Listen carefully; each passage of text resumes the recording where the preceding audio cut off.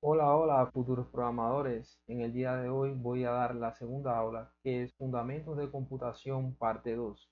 Entonces, ¿están preparados? Quédense conmigo y vamos.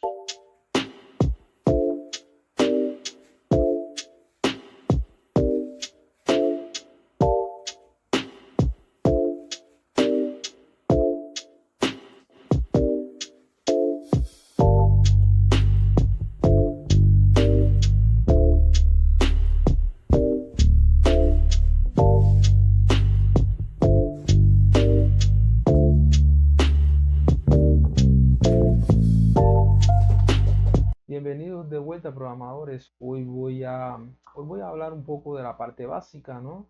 Y voy a ir un poco más al detalle de la parte de la electrónica de la computadora, cómo funciona, qué significan los lenguajes de programación. Y por eso necesito que escuches bien, atiendas, cojas tu cuaderno, lo abras y con tu lápiz escriba exactamente las cosas que no entendiste porque va a ser una mezcla de lo que es la parte eléctrica, la parte de programación y cómo funciona esta parte lógica con el hardware. Bueno, futuros programadores, hoy voy a comenzar con la segunda aula, Fundamentos de Computación, parte 2. Pienso que será la última aula de la parte de Fundamentos de Computación. ¿Y qué es lo que vamos a ver durante nuestra aula? Bueno, vamos a ver en primer lugar los fundamentos eléctricos del computador, o sea, la interacción, cómo utiliza la energía eléctrica del computador. Veremos rápidamente qué son los sistemas numéricos y qué relación, qué importancia tienen los sistemas numéricos dentro de la computadora. Veremos los diferentes tipos de lenguaje de programación, por qué fueron creados y más o menos la evolución, ¿no?, de los diferentes lenguajes de programación. Y veremos también el principio de la creación de software, enfocándonos principalmente en los compiladores. ¿Por qué? Porque este es un primer curso de lenguaje de programación en C. C es un lenguaje de programación que el proceso de traducción será a través de softwares llamados compiladores. Después veremos qué significa esto. Eh, en primer lugar, tenemos que saber qué es el voltaje alternado. Y como bien dice aquí, el voltaje alternado es un voltaje que varía en magnitud y dirección de forma periódica. O sea, es un voltaje que con el pasar del tiempo, él va a variar la magnitud y medio que la polaridad. Esta variación de magnitud y polaridad se va a repetir de forma periódica con el transcurso del tiempo. ¿Dónde vamos a encontrar este tipo de voltaje? Bueno, aquí podemos ver que es el tipo de voltaje que es suministrado por la red de energía eléctrica nacional. Y es el tipo de voltaje que nosotros tenemos en nuestros hogares, en nuestras casas, en los tomas corrientes, en los transformadores de energía eléctrica, etcétera. Y bueno, para entender un poco cómo es que funciona, haciendo un zoom a este tipo de voltaje alternado, vamos a ver la forma de onda del voltaje alternado, como si estuviéramos en un osciloscopio. Y aquí, como podemos ver, tenemos un gráfico donde el eje vertical es la magnitud del voltaje y el eje horizontal es el tiempo. Entonces, el gráfico en color naranja va a representar una forma de onda, la forma de onda de voltaje alternado que tenemos en nuestras casas. Como podemos ver, esta forma de onda se va a dividir en dos semiciclos. Un ciclo que va a ser un ciclo positivo y un ciclo, este de aquí es el ciclo positivo. Y este de aquí es el semiciclo negativo y semiciclo positivo. Como podemos seguir la forma de onda de este voltaje, a medida que el tiempo pasa o se desplaza hacia la derecha, podemos ver que en el primer semiciclo la magnitud del voltaje aumenta en la dirección positiva del gráfico hasta un valor de voltaje máximo. Luego este cae hacia cero y luego comienza a desplazarse hacia un valor de voltaje negativo máximo también y luego vuelve al valor cero. Esta forma de onda, el primer semiciclo positivo y el segundo semiciclo que es negativo, se va a repetir de forma periódica con el pasar del tiempo. Por lo tanto, este primer semiciclo del voltaje alternado es lo que nosotros llamamos periodo, o sea, es el transcurso de un ciclo entero de voltaje alternado durante un tiempo determinado. Entonces, como podemos ver, ella tiene valores máximos en el área positiva de voltaje y valores máximos en el área negativa del voltaje. Lo que sucede con el voltaje alternado de nuestras casas es que este valor máximo negativo es igual al valor máximo positivo en el semiciclo positivo. Y vamos a entender ahora un poco más a fondo de lo que sería la forma de onda y cómo funciona el voltaje alternado. Entonces, por ejemplo, aquí podemos ver qué es la frecuencia. Y antes de eso es lo que yo le estaba explicando. Si miramos el gráfico inferior, vemos que en esta primera parte se cierra un primer ciclo de la forma de onda de voltaje alternado. Ya en esta segunda parte es como si esa forma de onda se repite así infinitamente a lo largo del tiempo.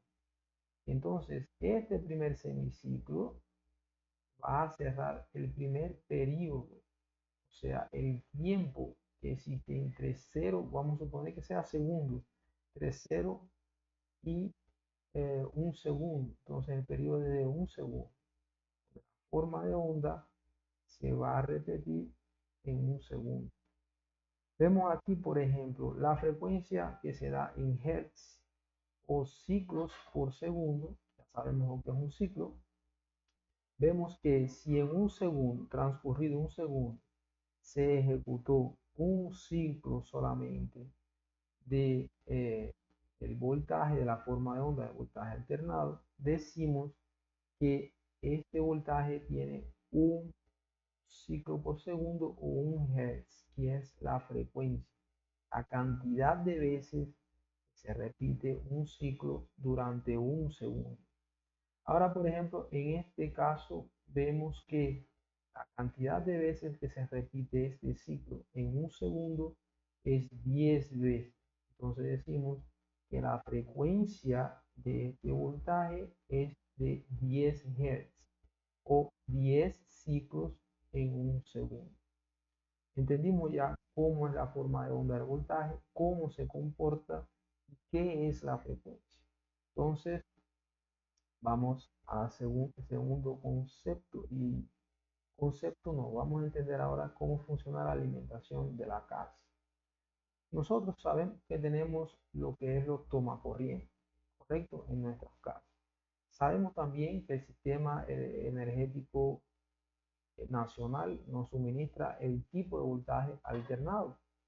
Por lo tanto, ya sabemos lo que es un voltaje alternado, un voltaje que varía la magnitud y la dirección periódicamente con el pasar del tiempo y que este va a tener una magnitud máxima dependiendo del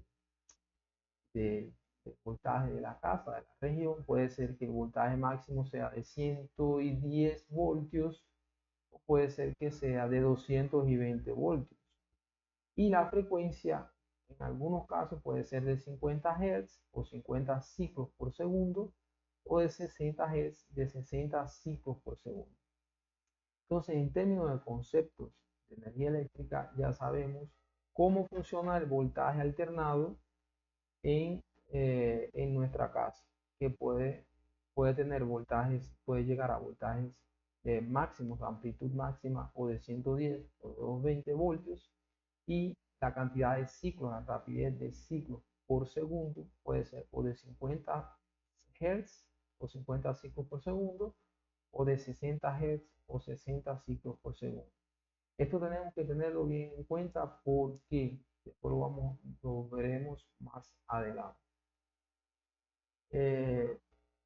importante también saber otro de los conceptos básicos que es el voltaje continuo.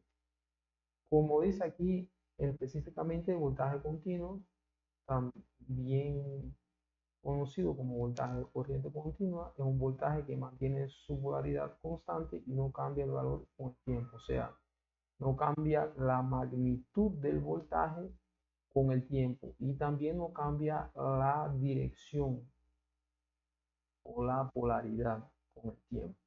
¿Dónde podemos encontrar el voltaje continuo? Podemos verlo en baterías, pilas, podemos ver también las baterías de carros y podemos ver en los paneles solares que la salida de tensión de los paneles solares que la salida es de voltaje continuo.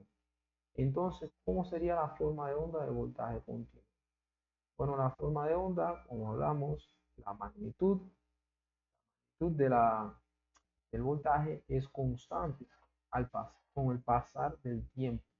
Y la polaridad, vemos que durante todo este tiempo el valor es positivo, no varía. Y la magnitud también no varía, es una magnitud constante. Esta es la forma de onda del voltaje directo, que se encuentra en las baterías, pilas, baterías de carros, etcétera.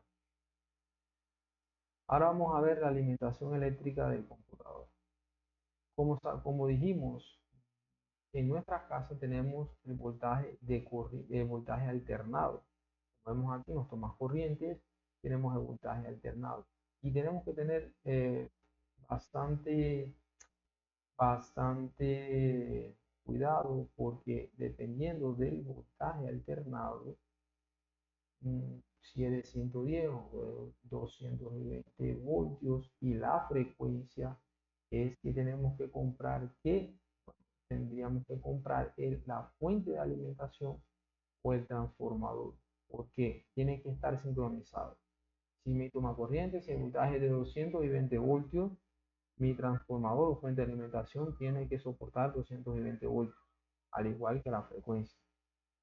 La fuente de alimentación o transformador que se encuentra en los computadores de mesa o en las laptops son fuentes de alimentación que lo que van a hacer es que van a transformar el voltaje alternado en voltaje continuo y que será utilizado por el compilador, por el computador. Disculpe.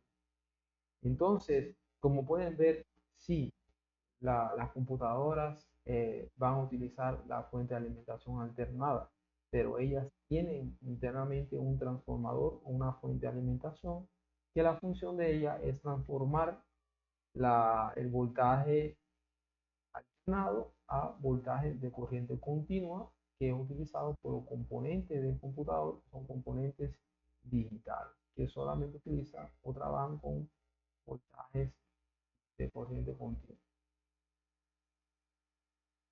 Ahora vamos a ver algo bien parecido, pero en forma de señal, que son las señales analógicas, señales digitales. Aquí podemos ver un gráfico.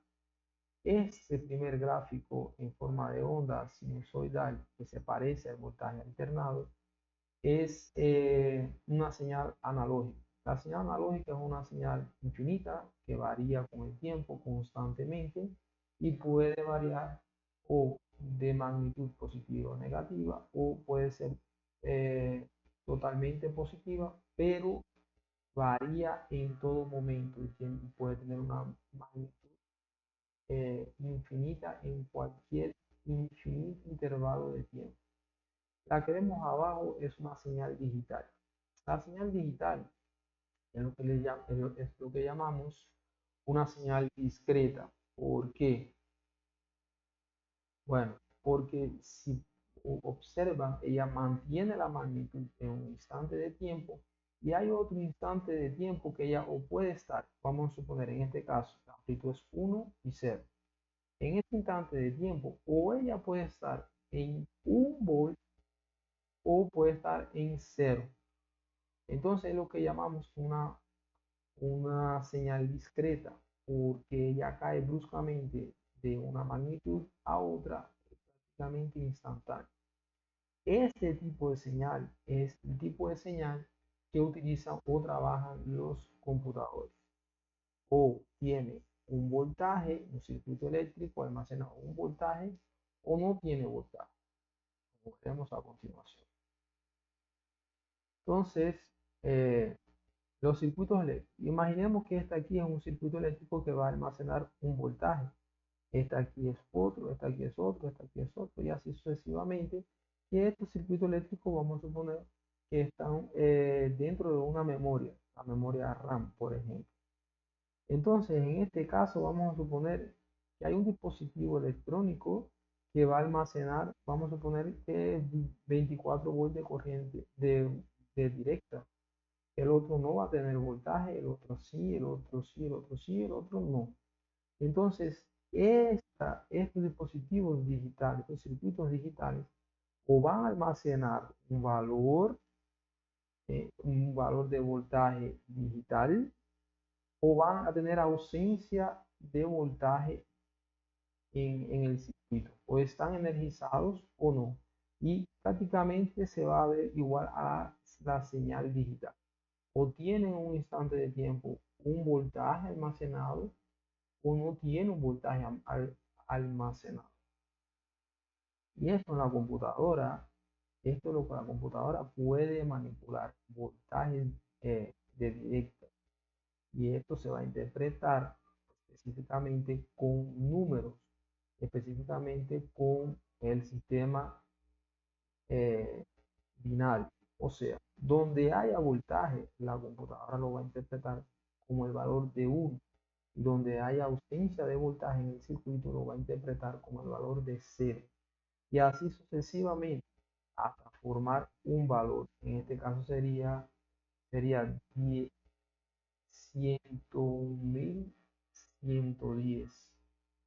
Este tipo de numeración la computadora lo va a leer como el sistema numérico binario, que lo veremos más adelante. Y este tipo de código 101110 es lo que se va a llamar lenguaje máquina, y es el tipo de lenguaje que la computadora va a entender directamente.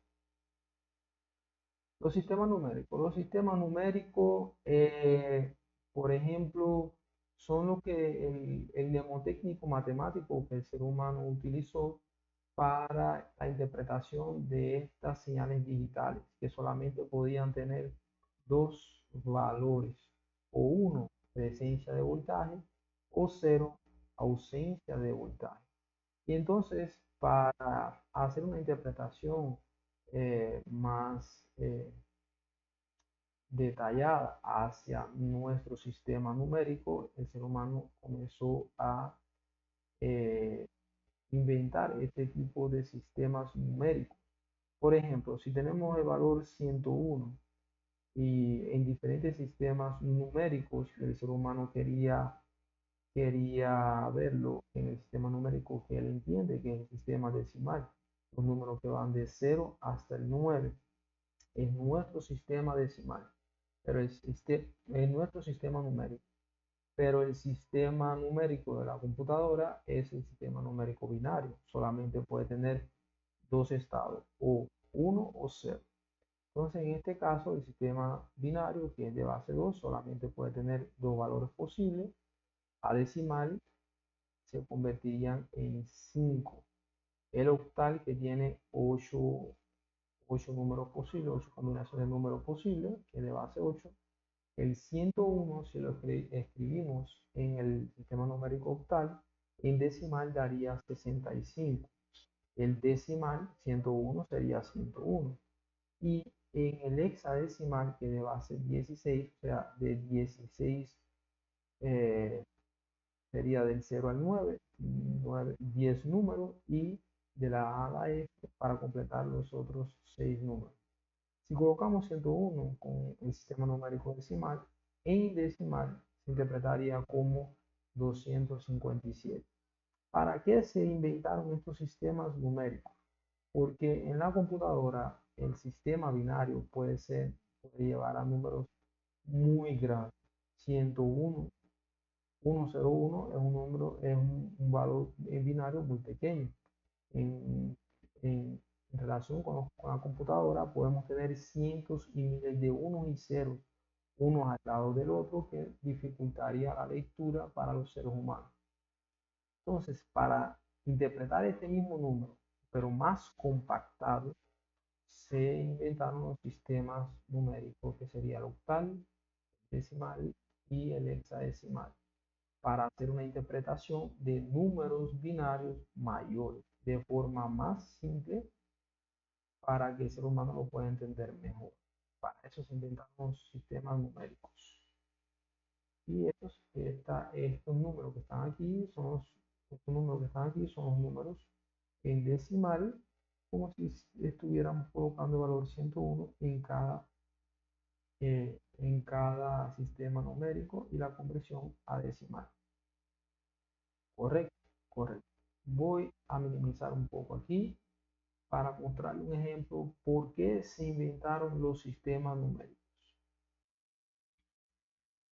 Bueno, ahora vamos a ver en la práctica cómo funcionan los sistemas numéricos, por si alguien se quedó con alguna duda y cómo funciona esa conversión de el valor 101 en cada sistema numérico al sistema decimal.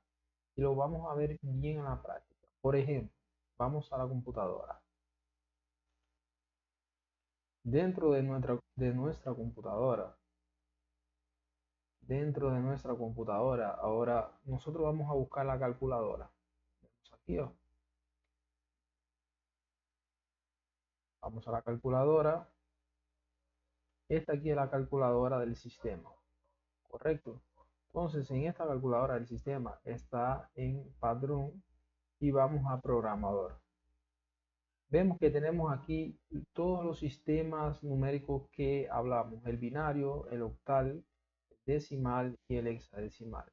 Si queremos colocar el valor 101 en cada sistema numérico y ver qué valor daría convertido al decimal. Por ejemplo, el binario. Si colocamos el valor 101, vemos que la calculadora tiene 4 valores en binario, pero ella comienza con el 0. Por lo tanto, este valor es como si fuera 0 también. Y solamente se tienen en cuenta estos 3 valores. Entonces, en este caso, el valor 101 en binario se convertiría al valor 5. No voy a entrar en detalle de cuál es el proceso de conversión, cómo se hace, no. Simplemente de un valor de 3 dígitos, vemos que se puede representar con un valor de un dígito en hexadecimal. Si en vez de hacer esto, colocamos el valor 101 en octal, podemos ver que el valor en decimal es 65. 101 en decimal es 101 y 101 en hexadecimal da 257. Porque lo que le estaba diciendo, que estos sistemas numéricos se inventaron para la compactación de la información en binario, vemos aquí un valor, por ejemplo, muy grande en binario para representar el valor 257 en decimal. Y vemos que este valor en binario, si llega a ser un poco grande, nos podríamos perder un poco y sería más fácil leerlo como un hexadecimal o como un decimal o un octal que como un binario en sí. Por ejemplo, podemos tener un valor binario como este que está aquí. Vamos a vamos a colocar un valor extremadamente grande. Entonces me digan, ustedes me pueden decir cuál sería más fácil de leer el número.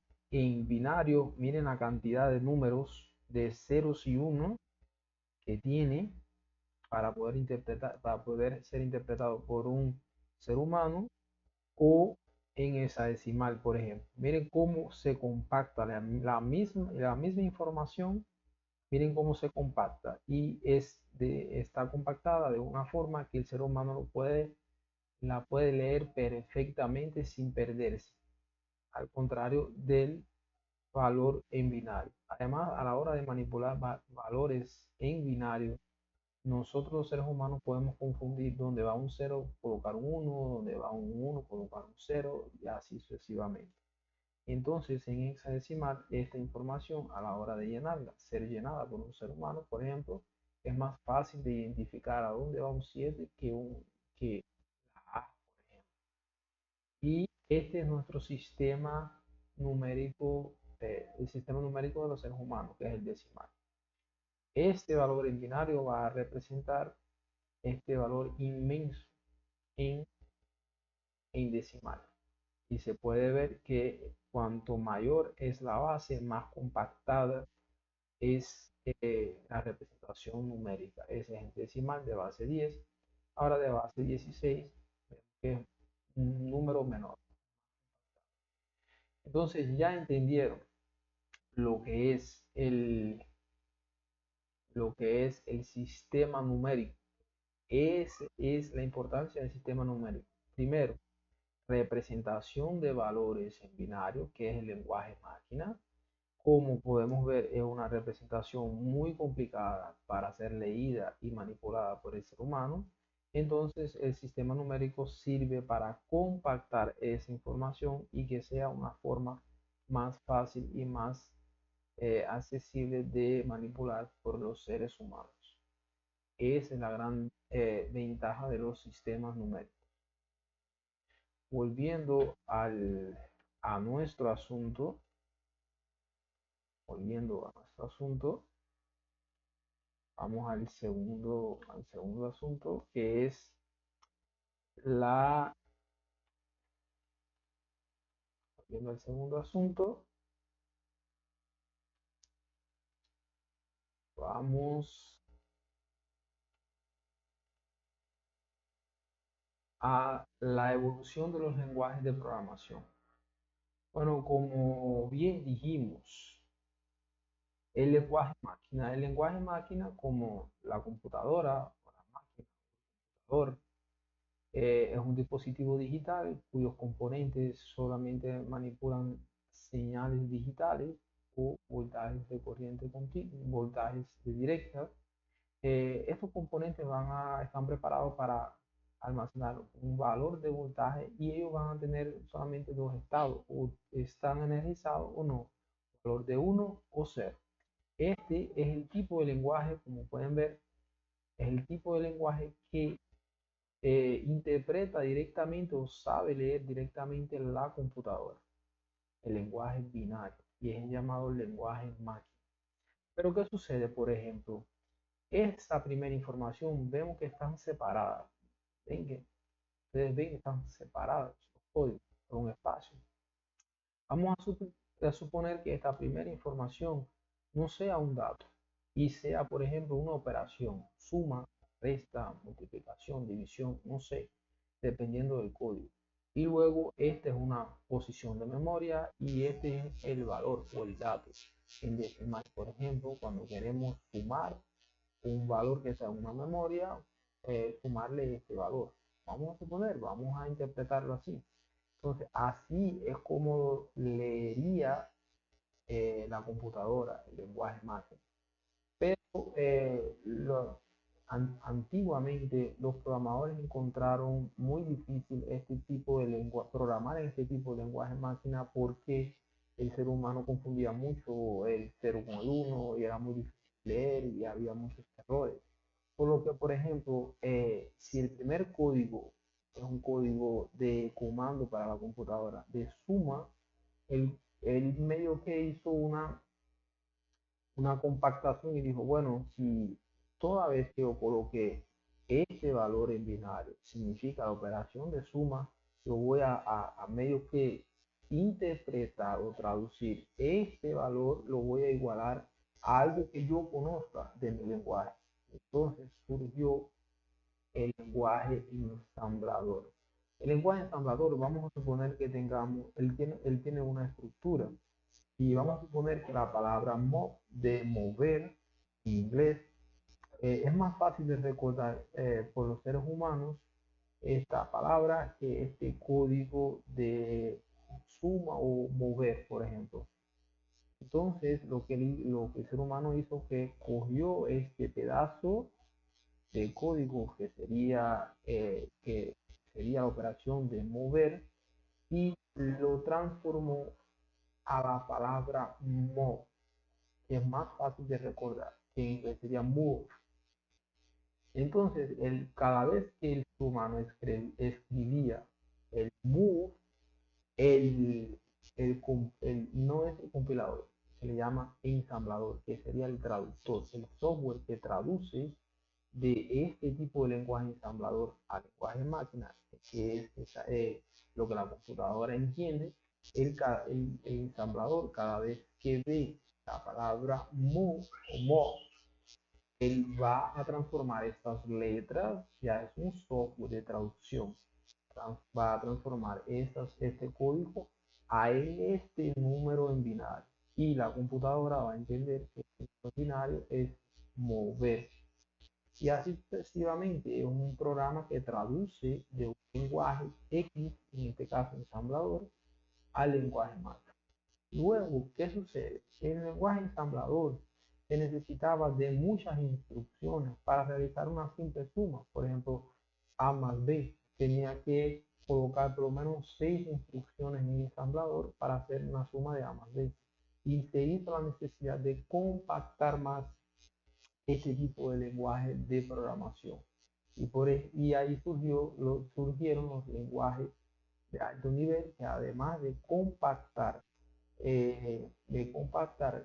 los códigos de las instrucciones, lo llevó un poco más de cerca a nuestro lenguaje cotidiano, el lenguaje ser humano cotidiano de hoy en día, que es el lenguaje de alto nivel.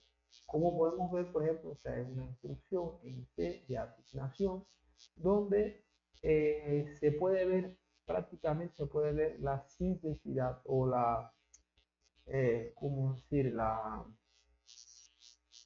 Es prácticamente igual que el lenguaje que los seres humanos estamos familiarizados. En este caso es una operación algebraica, y en el lenguaje de alto nivel, con el simple hecho de colocar el valor de una variable igual a la suma de dos variables, ella ya realiza la suma y la asignación a una variable X.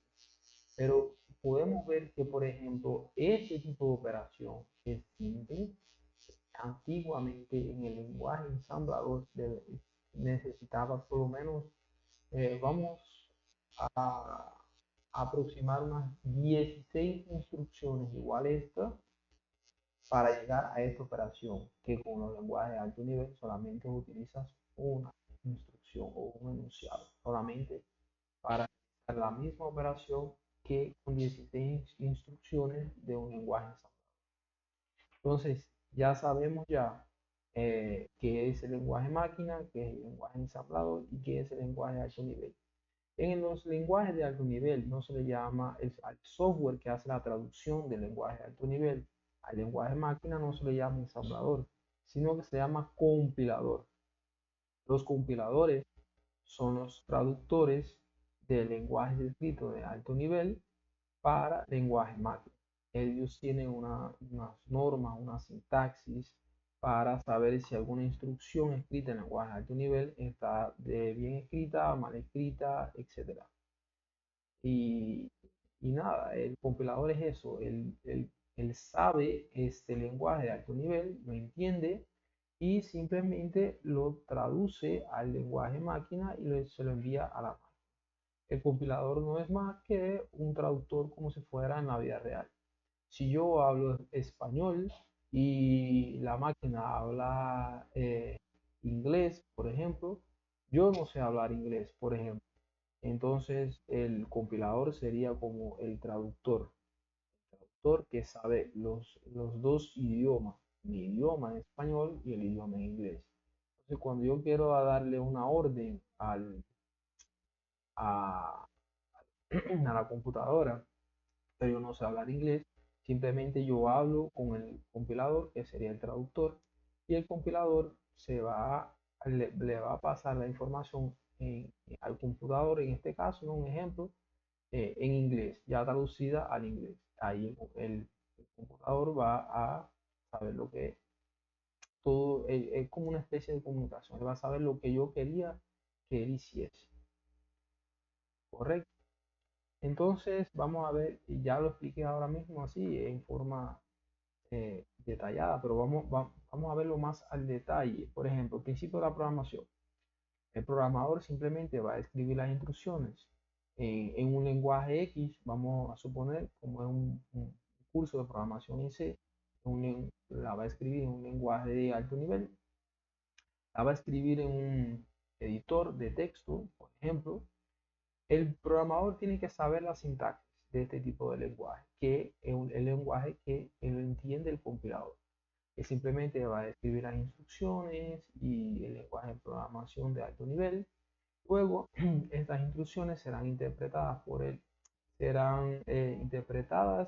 y traducidas por el compilador. El compilador es un software, como ya dije, que va a hacer la traducción del lenguaje de alto nivel, que nosotros manipulamos mejor, que nosotros sabemos las sintaxis y todo, eh, y el compilador también lo sabe, entonces él va a hacer la traducción del lenguaje de bajo nivel, el lenguaje de alto nivel para el lenguaje máquina o lenguaje de bajo nivel, que será interpretada directamente por el compilador. Es el lenguaje que, que la computadora sabe, reconoce y la computadora recibirá entonces la interpretación por el compilador del lenguaje máquina y ejecutará cada una de las instrucciones que yo escribí en lenguaje de alto. En resumen, este es el principio de la creación de software. El principio que se basa principalmente en el lenguaje de programación en C para la creación de software. Escribes el programa, las instrucciones en el lenguaje que conoces, que es el lenguaje C, que es el lenguaje de alto nivel, pasa por el proceso de traducción a través del compilador y luego el compilador lo compila a un lenguaje máquina, que ya vimos lo que era el lenguaje máquina, que es interpretado directamente por el computador. Como podemos ver aquí en la vida real, vemos aquí el lenguaje de alto nivel en C. El programador lo va a escribir encima del editor y que tiene unas normas, sintaxis y tal, que es lo que vamos a hacer. Luego será pasado y traducido y revisado por el compilador y el compilador devolverá esas instrucciones en lenguaje máquina que serán interpretadas por la computadora. Bueno, mi gente, antes que se me olvide, le voy a hacer un video práctico de lo que estaba hablando de los computadores que utilizan energía, que utilizan voltaje de directa y que ellos utilizan los transformadores o fuentes de alimentación para transformar la energía, el voltaje alternado para el voltaje de directa. En este caso aquí, por ejemplo, yo tengo mi computadora de mesa, yo tengo mi laptop y tengo otro tipo de computador que es el celular. Correcto. En el caso de la laptop, vemos que tenemos aquí en el tomacorriente, yo tengo 220 volts de voltaje de corriente alternada. La laptop, ella va a tener un transformador, si lo ven aquí. Este transformador, bueno, se le fue las especificaciones, pero el transformador lo que hace es que convierte o transforma de voltaje alternado para voltaje de directa para él funcionar. En el caso del celular, él tiene el transformador también, que esta parte aquí va conectada al tomacorriente que tiene voltaje de directa, tiene voltaje alternado y la salida de él, que es aquí, sale en voltaje de directa. Vamos a ver aquí en transformador las especificaciones. Vemos que aquí, por ejemplo, en la entrada, este transformador soporta de 100 a 240 voltios y la frecuencia, ¿vieron? La frecuencia de 50 a 60 Hz. Y la salida es de 5 volts de directa. Necesidad para ver 5 volts de directa. Entonces, él soporta multivoltajes aquí de 110 o de 220 voltios y la salida hacia el computador, hacia el celular, es de 5 volts de voltaje de directa. Correcto, para que ustedes vean que el principio es el mismo. El transformador transforma de voltaje alternado para voltaje de directa, tanto en los celulares como en la computadora. Entonces, sin más, terminamos por hoy. Si les gustó este video, ya el próximo video va a comenzar la introducción del lenguaje de programación en C. Por hoy pienso que terminé con lo que sería los fundamentos de computación parte 1 y si les gustó, pues inscríbanse al canal. Adiós.